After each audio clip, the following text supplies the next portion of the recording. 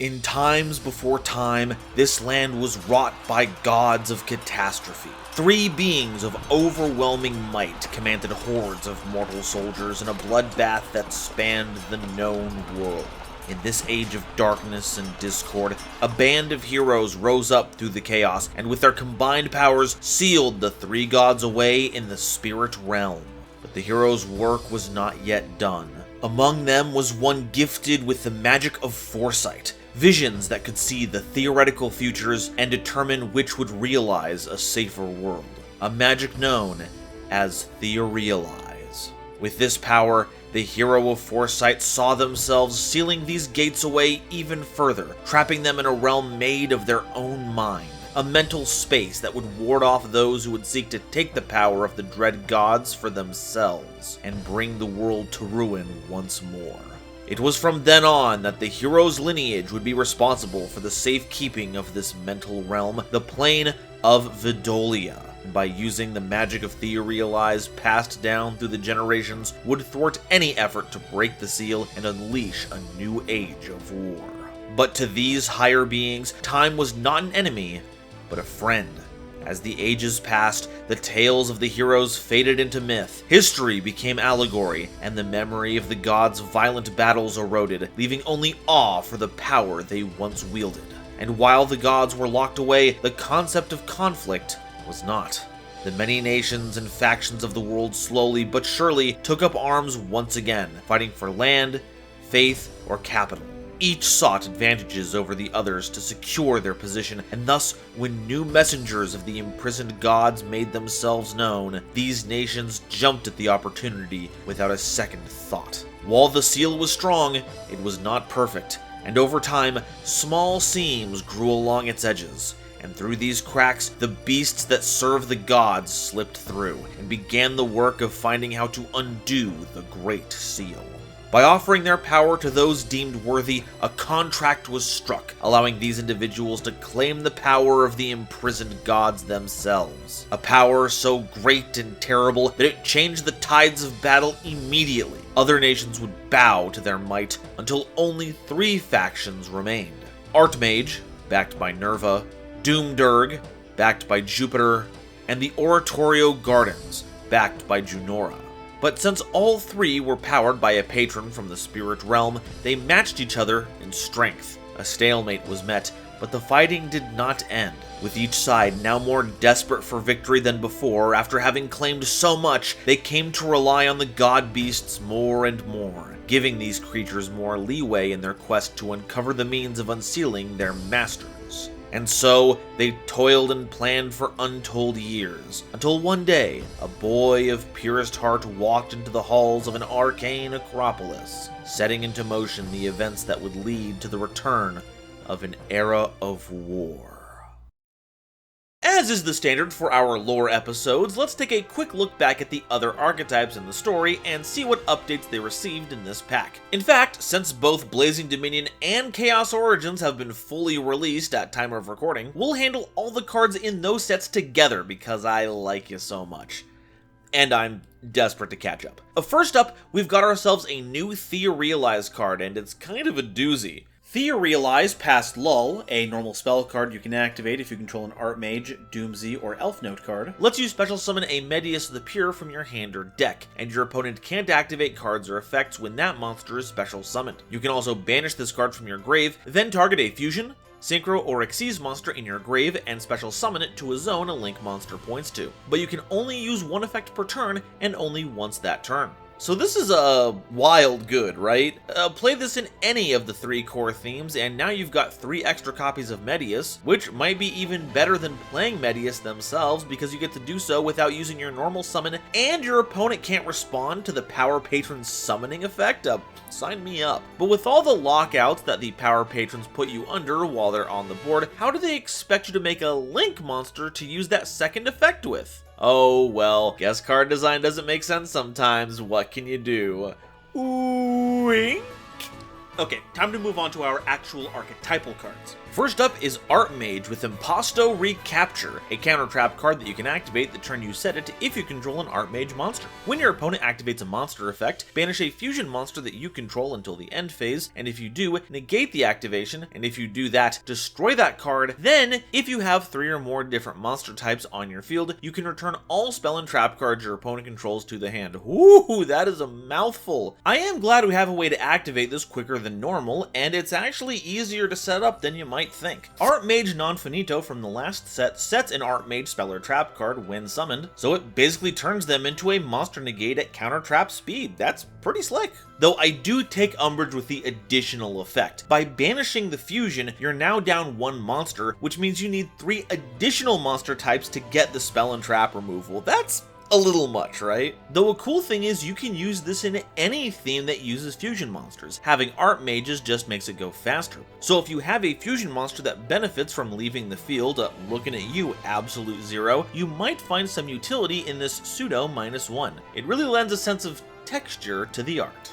Next up, we have a couple cards for Doom Z. Their first new arrival is Graflair, embracing the power of his homeland in Doom Z 13 over Graflario, a rank 5 Wind Machine Xyz monster with 2400 attack and 1500 defense, requiring 3 level 5 monsters as material. Though once per turn, you can also Xyz summon this card by using a Doom Z Xyz monster that you control, transferring its materials. You can detach a material from this card to add a Doom Z spell or trap card from your deck to your hand, then you can destroy a card on the field. And if this card is destroyed by a card effect, you can special summon a non-Xyz Doom Z monster from your deck or graveyard. This makes for a fantastic extension past Diactorus. As long as you don't have it destroy itself, you can proceed to stack Graflario on top of it, get a support card while doing some removal, and if it happens to get bumped off, you can replace it with one of your other main deck monsters and search even more cards. And what's even better, you can use Doom Z Power Patron targeting the original Archmage Graflair to go right into this, making it incredibly lore accurate. These are the kinds of interactions between cards I love to see. I think I'm gonna cry.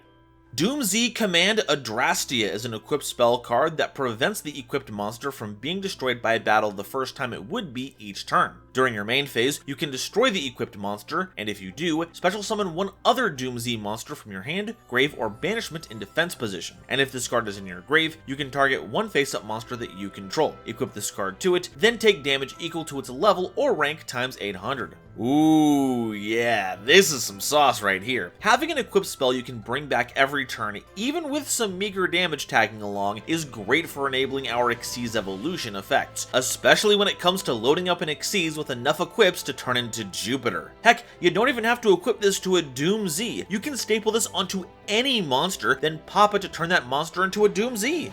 Well, at least when it comes to the initial equipping. From the graveyard, it does have to equip to one of your own monsters, though it does not say it has to equip to a monster with a level or rank, so if you want to trade in a Link monster for a Doom Z, you won't take any damage in the process. At this point, the battle protection is just a fun little bonus. That being said, Medius went through all the work to keep you from getting corrupted by the Doom Z power, and this is what you do with it. Not a very big friend maneuver there, Graflair, even if it did give you a sick mech suit. Ooh-wee!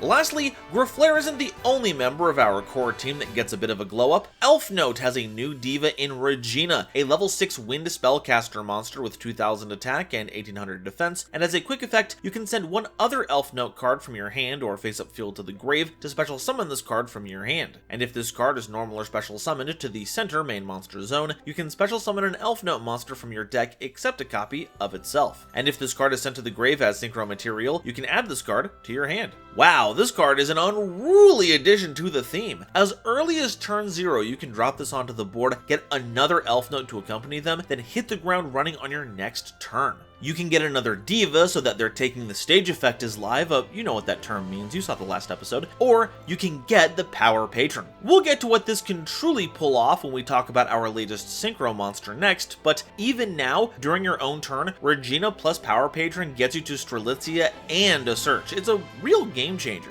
In a metaphorical sense, we aren't morphing into Lorcana or anything. June Pride Elf Notes is a level 10 light spellcaster synchro monster with 3100 attack and 1800 defense, requiring a tuner and a non-tuner spellcaster monster as material. While this card is in the center main monster zone, neither player can declare attacks except with monsters in the center main monster zones. During the main phase, if this card is in the center main monster zone as a quick effect, you can return this card to the extra deck, and if you do, special summon up to one Elf Note monster each from your hand, deck, and grave. Now this is a wild card, especially because with Regina's help, you can flood the field turn 0. You'll still summon the Power Patron with Regina's effect, but because of the level amp, you'll be able to make a level 10. Then, the search you get off of the Patron will put an Elf Note monster into your hand. Not to mention, you can get Regina back as well. So when you tag out June Pride, you can summon whatever Elf Note you have in hand, the Power Patron that's sitting in your grave, or some other Elf Note that ended up in there, and any on-theme monster directly from your deck. When it rolls around to your turn, you'll be swimming in ways to fill out your back row with support cards, Strelitzia access, the whole 9 yards. God, I love Pride. Elf Note Quatrain of Succession is a continuous trap card that keeps monsters in your center main monster zone from being banished by your opponent's card effects. You can send one other spell or trap card from your hand or field to the grave and declare a level from 1 to 4. Special summon an Elf Note Seraphim token, which is a Fire Plants tuner monster with 0 attack and defense with a level equal to the number that you declared. But while that token is in the monster zone, the player who summoned it can't special summon from the extra deck, except Elf Note monsters. So sadly, it's not going to be helpful in expanding our off-theme synchro options, but it does help smooth things over. Having a tuner of a variable level means that you don't just have to rely on the Elf Note Power Patron, at least for 2 of your synchros, because Junora is not an Elf Note monster. You literally can't make it while the Seraphim token is on the field. It's a nifty little piece of tech that's also pretty flavorful, presuming that what we're seeing is the great spirit of Oratorio Gardens after it's been purified of Junora's corruption. But it still stings a bit that you shut yourself off of what should be the theme's premier boss monster right as it seems the biggest hurdle in summoning it has been cleared. Oh well, I guess that's what June Pride is for. Seriously, is there anything the Queer Quartet can't do? Alright, that's all the updates for the previous archetypes. Now it's time for the main event. What's the deal with Power Patrons? Well, prior to this set, the Power Patrons were a series of level 1 monsters with 300 attack and 200 defense, with there being one for each of the 3 primary themes of the lore: Archmage, Doomsy, and Elf Note. Each of them prevented you from summoning from the extra deck while they were on the field, except for its theme's highlighted summon mechanic. Has an effect that helps you get into an archetypal monster of that summon type, and another effect in the grave that would search you an on-theme card from your deck to your hand, depending on how they were sent to the grave. But how do you combine Fusion, Synchro, and Xyz into a deck whose primary players so far have limited you to playing only one?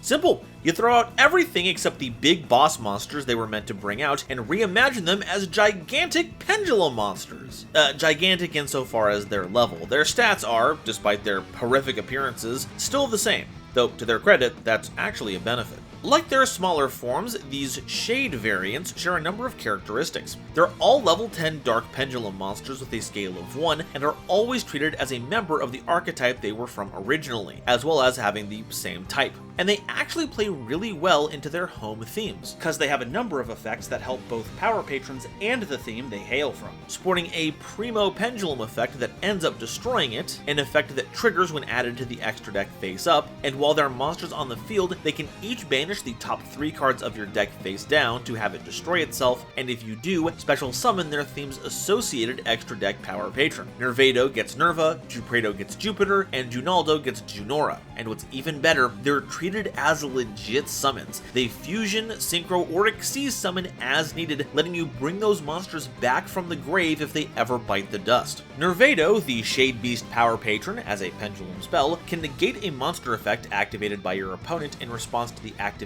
of your Power Patron or Archmage monster effect, then destroy itself. And if added to the extra deck face up, you can special summon a Power Patron or Archmage monster from your deck or face up extra deck. This provides both themes, Archmage and Power Patron, with some fantastic coverage. Granted, it doesn't stop spell or trap cards that are played in response, only monster effects, but there are still plenty of monster effects out there getting in the way of your stuff for this protection to be relevant. And it's basically the key to unlocking the rest of the Power Patrons. As it turns out, being being level 10 makes you a little hard to summon, so having a means to plop them onto the field is outrageous, to say nothing of what having access to any of your art mages can do. Honestly, what gets me the most is how much screaming is going on here. I didn't know the little bird was holding on to so much rage. GoldenNovaYugioh, the Shade Machine Power Patron, as a pendulum spell, lets you destroy this card and a Power Patron or Doom Z monster in your hand or face up on your field to destroy a card on the field. And if added to the extra deck face up, you can add a Power Patron or Doom Z spell or trap card from your deck to your hand.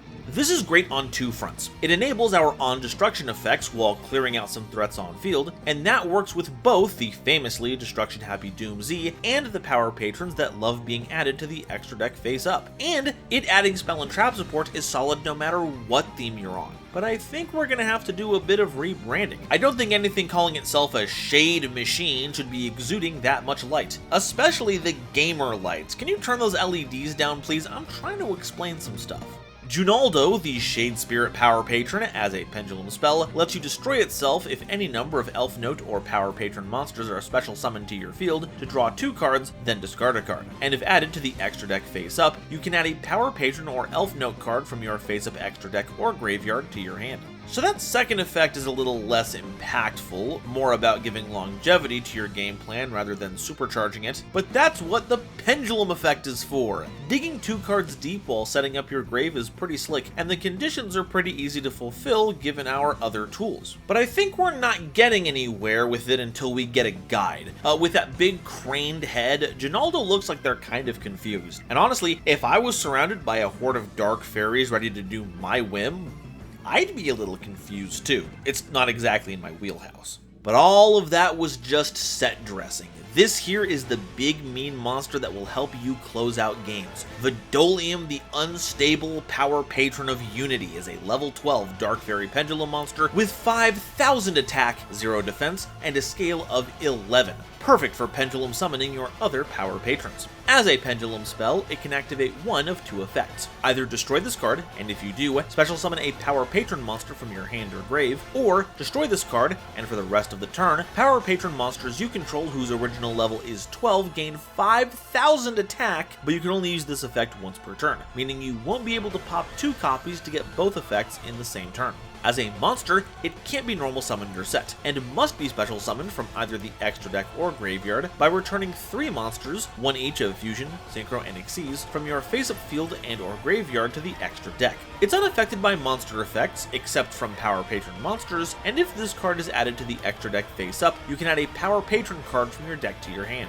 Oh, and if this card is special summoned, you banish all cards in all graveyards face down. That's right, if you plan on using everyone's favorite second hand for resources, you better do everything you can to keep Vidolium from hitting the field. By itself, this card is already deliriously powerful, with the potential to end the game in a single shot if you're able to get that second pendulum effect online. And the worst part is, it's not even that difficult to summon. All of the Power Patron shades get the boss Power Patron out with impunity, but the really wild thing is that it's not checking for in-archetype monsters. Any monster of the 3 summoning methods are viable to recycle to bring this out, and there are some very generic options out there. Or heck, just send them directly from the extra deck to the graveyard and skip the summoning altogether. The on-theme support even encourages this. The only saving grace is that it's only unaffected by non-power patron monster effects, so it's as vulnerable to a bottomless trap hole as anything else. So if you want to stand a chance against this monstrosity, you better make sure you're packing some removal that isn't orange, or purple. White, black, pale blue, and hexagonal blue. It's green and pink all the way, baby. Speaking of hexagonal blue, we've actually got a Power Patron Link monster? Presenting Purification Power Patron, a Link 2 Dark Fairy monster with 300 attack, requiring any 2 non-Link monsters as material. If this card is Link summoned, and you have a Power Patron monster in your grave, you can add a Theorealize card from your deck to your hand. And during the main phase, if you control another Dark Fairy monster, you can, as a quick effect, immediately after this effect resolves, Link summon a Link monster using monsters that you control, including this card. This monster feels exceedingly out of place. Basically, the entire Medius lore continuum has done its best to avoid Link monsters as a mechanic, basically sequestering themselves in their own summon mechanics. Now, with recent additions found in the next core set Beyond the Brave, this has a lot more functionality, which we'll get into during that video, but by using some context clues, it's clear from this text that Purification wants us to get Medius on board alongside it so you can trigger the Quick Link, and thankfully, the Theorealize card we grab can help with that. Base Theorealize can send Medius from deck to grave, which can then revive itself, and if you have an Archmage, Doomsy, or Elf Note card in play, Past Lull can call Medius right from the hand or deck. I know that there is an objectively correct option now with the new cards, and we'll get to that later. At this point in the storyline, Purification is a bit of a mystery, mostly mechanically, kind of narratively, but much like its arrows, the effects definitely point out some clues. Alright, that does it for the monsters. Now it's time for the spells and traps. Prohibited Power Patron Portal Terminus is a normal spell card that sends a Power Patron monster from your deck or extra deck to the grave, then adds a Dark Fairy monster from your deck to your hand. Also, you can't declare attacks for the rest of the turn, except with Power Patron monsters. And at the start of the damage step, if your Power Patron monster battles an opponent's monster, you can banish this card from your grave to banish that opponent's monster face down. Yee! Gads, this card is a menace. While we can't trigger any of the effects of our tiny power patrons with this, stuffing any of them into the grave allows them to be recurred with Junaldo, and as previously stated, can get our boss power patrons directly into the grave to set up the summon of Vidolium, all of which gets Medius the Pure into our hand, or any Dark Fairy if you have the mind. Vidolium is one such target, and it can summon your power patrons right out of the graveyard, which, hey, you just set up. But if you want to get silly with it, this can also grab you a Luber for branded shenanigans, a variety of Dark Lord monsters, Poissonnier des Nouvelles if you're feeling nasty, and another card we'll go over in the tech pick section. This is a card with a lot of power and potential, with very few restrictions, and because of the name, makes this card dual terminus canon. We were so close.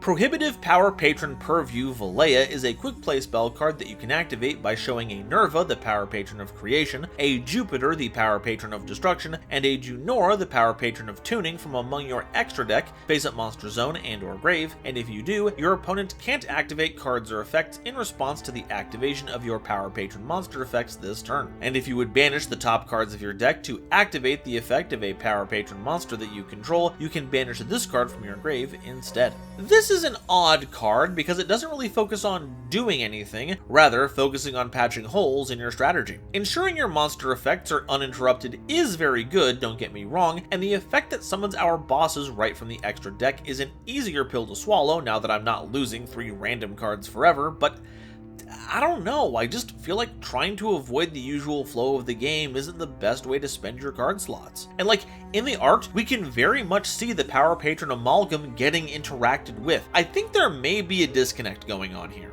Plundered Power Patron Plane Vidolia is a field spell card that lets you reveal a Power Patron monster in your extra deck. You can banish a card from your hand face down, then add to your hand or special summon a monster from your deck that mentions that revealed monster's name, except in its once per turn restriction clause. Monsters your opponent controls lose 100 attack for each banished card, and your opponent can't activate the effects of cards in the grave while you control Nerva, the Power Patron of Creation, Jupiter, the Power Patron of Destruction, and Junor, the Power Patron of Tuning. Wow, this theme really hates the graveyard, doesn't it? The debuff is gonna get pretty substantial with all the banishing you have to do, and the cool part is that this will count all of your opponent's banished cards as well. But that's the simple part. What in the hell is going on with the first effect? It's worded pretty strangely, but it boils down to you revealing a Power Patron in your extra deck. Then you get to summon any monster from your deck that has that revealed monster's name in its effect text. So for instance, if you reveal Nerva, the Power Patron of Creation, you can summon either Archmage Power Patron or Nervado, the Shade Beast Power Patron from your deck, because they both mention Nerva.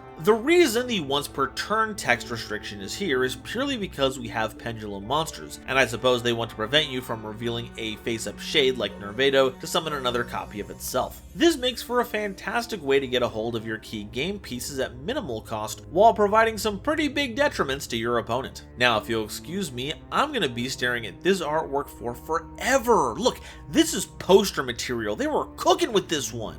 Power Patron Shade of the Final Hour is a normal trap card that special summons a Power Patron monster from your hand, face up extra deck, or graveyard. Then you apply these effects in sequence based on the number of different card types, Fusion, Synchro, or Xyz, that you control. With 1 or more, banish 3 cards from the top of your opponent's deck face down. With 2 or more, banish a card your opponent controls face down, and if you control 3, banish a random card from your opponent's hand face down. This card can get out of hand pretty quickly. Not only can this grab our Dinky and Pendulum Power Patrons alike, this can also summon our boss ones because the summon provided by the Pendulum Power Patrons treats that summon as the appropriate one, making them valid targets to bring back to the field, which in turn makes the additional effects even stronger. The sweet spot here is 2, as milling your opponent is fine but not highly impactful, except in circumstances that we can't really account for, and banishing a card from the hand is a nice bonus if you've got that sauce. But non-targeting banishing removal face down? Now that's some value. It's a very solid support card for them, which is so funny considering the art, because it shows Nervado getting absolutely pulverized. And look, it's got Graflario teaming up to use their power alongside the Elf Note magic. You know, if I had a nickel for each time a mechanically winged individual used a special cannon to shoot down an eldritch creature, I'd have Tri-Brigade, which, you know, I'd certainly be happy with. Alright, so that's all the Power Patron cards, but what do we do with them? Well, the main game plan is getting Vidolium out onto the field to crush the opposition in one fell swoop. But the fact that many of our cards dip into other themes means we have the ability to pivot into some power cards from our Mage, Doomsy, and Elf Note. We'll see which ones work best for our purposes, as well as what cards can shore up our Pendulum strategy. So what can we play to help them out? Let's get the first 2 big ones out of the way. Pendulum Treasure is Pendulum Foolish Burial, taking any Pendulum monster from our deck and plopping it into the face-up extra deck, which is phenomenal in the deck where all the Pendulum monsters have a trigger effect when sent to the face-up extra deck. Seems pretty slick. Another one that kinda came out of nowhere was the TCG exclusive Shade the Obscure. While it can slot into a number of Pendulum decks, it comes at a particularly helpful time for us since it's Pendulum Treasure again, though it does require a 1000 life point payment and blowing up another Pendulum monster card from your hand or face-up field, but once again, this means triggering more effects. Seems like a big upside to me. On top of that, it's another 11 scale, so you aren't entirely reliant on Vidolium to be the top scale. That's pretty neat. And despite the TCG exclusives not usually having anything to do with the established lore of other themes, the fact that it's a dark fairy tying it to Medius and has Shade in the name like all the new Power Patrons, and I don't know, something feels off here. If this gets retroactively added to the lore in the future, don't be surprised. With a deck full of level 10 monsters, it begs the question, how viable are rank 10 options? Yeah, there are a few. Super Dreadnought Rail Cannon Gustav Max just domes your opponent for 2k, which can then evolve into Super Dreadnought Rail Cannon Gustav Rocket, which is a monster negate that burns, which I love. Though the go-to option right now seems to be Varudris, the final bringer of the end times, and for a good reason. While Rocket is a monster negate, Varudris is an omni negate that can pop any card on the field, not necessarily what you negated, as well as packing a bunch of other removal options. But my favorite has got to be number 35, Ravenous Tarantula. It's a potentially huge stat boost that keys off of the difference between both players' life points, which can potentially make all of your tiny Power Patrons actual combat threats. I mean, Vidolium is good at handling the beatdown by itself, but we're talking about echoes of gods from realms beyond that have warred since time immemorial. They cannot be rocking 300 as their attack stat. Give them some dignity, please. If you want to go the rank 10 route, Finis Terrea, Tower of the Necro World, just gives you a free level 10 to work with that, as a bonus, can keep a card safe from effect destruction for a turn when sent to the graveyard. That's pretty neat. Northern Crossfire is a consistency card with some kick to it. Being a trap card is pretty rough, admittedly, but because it can pull any of our level 10 Power Patrons right out of the deck and onto the field, or into the hand if need be, means it can help set us up in the long run, or even call out any of our generic level 10 monsters that we're running. The graveyard effect is pretty neat too. 10 levels is a bit, so don't expect to trigger this off of a deck like Yummy, but K9 is full of level 5 monsters, so this might as well read if your opponent has 2 monsters in that matchup. Not quite as hard to fulfill, and for that, we get some banishing removal, which is pretty good for a random piece of tech.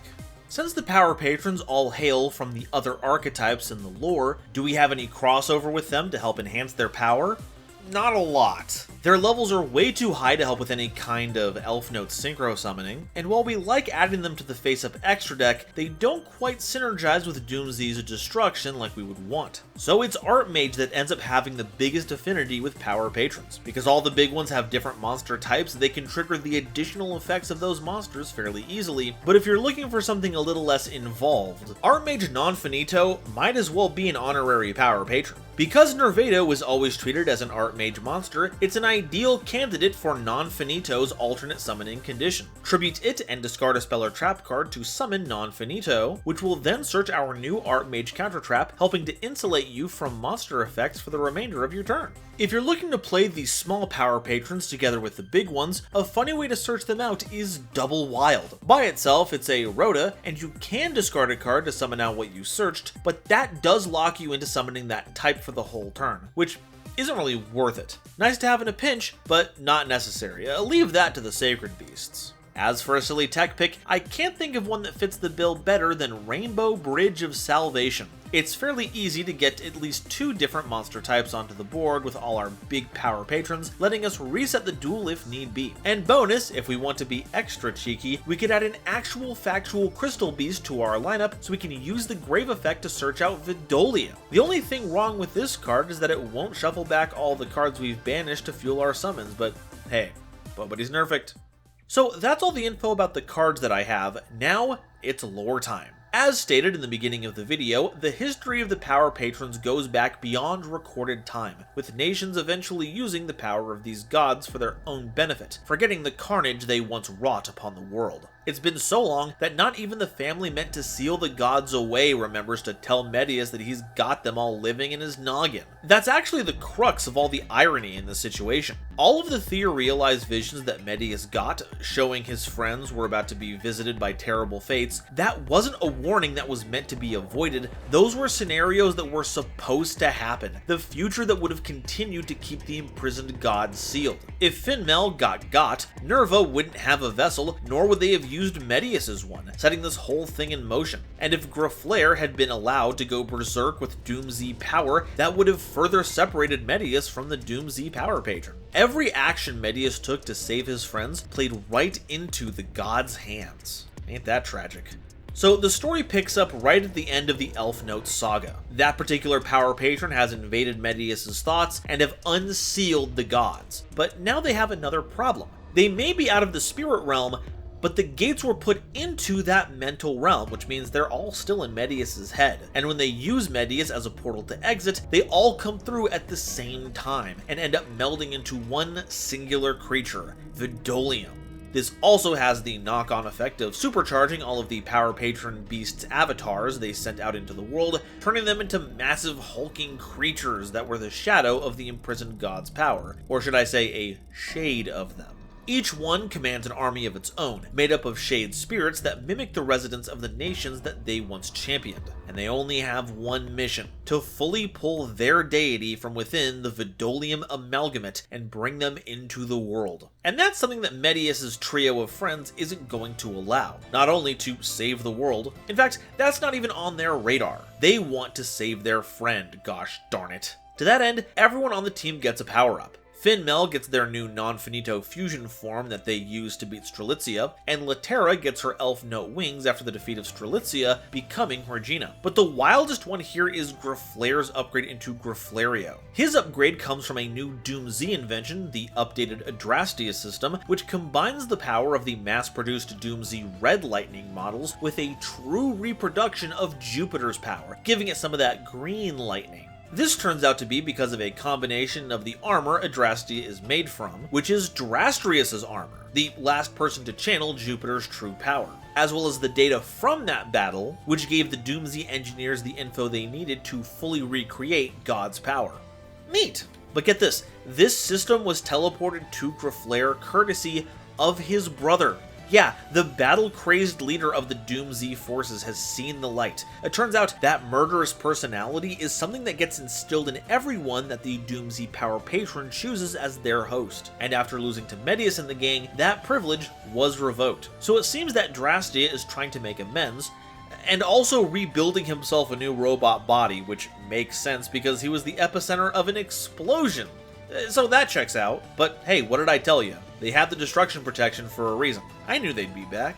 At this point in the story, we don't learn too much more. Power Patron Shade of the Final Hour shows us Graflario gunning down the beast that used to be his principal, showing that our team has more than enough firepower to take on the vestiges of God. But we don't see a conclusion to the combat. So what's the story behind the Purification Power Patron? This one has the eye sigil that's been tied to Medius and the Theorealize magic, so is it a new villain to contend with, pulling from his power? Thankfully, no. To explore this, we'll need to take a look at Theorealize Past Lull. It shows Finmel taking care of a passed out Medius, which seems out of place. Medius's body is currently playing host to an elder god, and Finmel appears to be fading away, turning into stardust. The cards don't give us a good explanation about this, nor does the valuable book for that matter, but another great source of info, the concept art, does. The one for Past Lull shows us that Finmel has broken her way into Medius's mental realm, which I believe is shown on Purview, though at great cost. She can no longer maintain her original physical form outside of his realm, instead taking the form of a translucent azure ibis when she needs to leave. She is the Purification Power Patron, and as such has likely purged the other Power Patrons from his body. And because of that stat line, we can discern that she's become an extension of a Power Patron herself. But which one? Well, dear viewers, that is all we can tell for now. Chaos Origin leaves us many questions to be answered, so be sure to tune in next time for the Medius lore from Beyond the Brave, as we see the birth of a new Power Patron and the beings that now serve the great art. Today's episode is brought to you by Dragon Shield. Get the sleeves as strong as dragon scales and save 5% on your order by using the coupon code GoldenNova at checkout while helping out the channel. It was also brought to you by my lovely patrons, including this month's illustrious Quasar Commanders, Upstairs Media and Ignavius, Nebula Navigators, 3rd Dynasty, Adam Zajdel, Ancient Wizard, Andrew Newman, Battle Axe, Beastsman, Charlie Mercury, Christopher Fuss, Clockswork, Eric, Frankie, Great Big Pillock, Groog, Hairbear, Harry the Ominous Benefactor, Iron Zero, Iskander 711, Japan Man, Carp, Marion James E. Picata, Meme King, Muse Clark, Neon Yaminair, Orozco 09096, Rebel King Lucifer, Red Eyes Jackalow, RJ the Jank Monarch, That One Dumbass, The Critic of Innocence and The Wizard Moose, Cosmic Crusaders, Animasta, Anthorak, Anything You Can Say, Blitzwolf, Chaz Ghost, Christopher Fuss, again, Cool Trainer Dark, Detenchi 67, Dr. Entity RIP, Drachenwald, Eki Bullock, Eva Padilla, Herbal D, Inblink, J.A. Flair, Julian Marquis, Kale the Dragon, Kryptonian Blurred, Lobomaru 02, Manga Pages, Millennia Asta, Mr. Machina, Natiel Lee Alexander, Not Al Gore, Obsidian, Papa Cosmic, Puppycorn Game King, Rhyme Kairos, Rogue Wolf, Seraph SG, Shizuki Nijimura, Simic Toadstool, Stephen Huntsman, The Legendary Raven, The Queen of Time, Tiger X2476, Tristan O'Meara, Writer 2400, Zayden, Zaldreka, and Azentha, as well as all the lovely Starlight Explorers you see on screen now. If you'd like to help me in my journey to cover all of Yu-Gi-Oh's archetypes, get my videos early, be a part of these credits and other awesome perks, it would mean the world to me if you would check out the link to my Patreon in the description or consider joining as a YouTube member. And if you'd like to reacquaint yourself with the Medius lore thus far, check out the beginning of the tale right here. Thank you all so much for watching, and I'll see you next time. Bye-bye.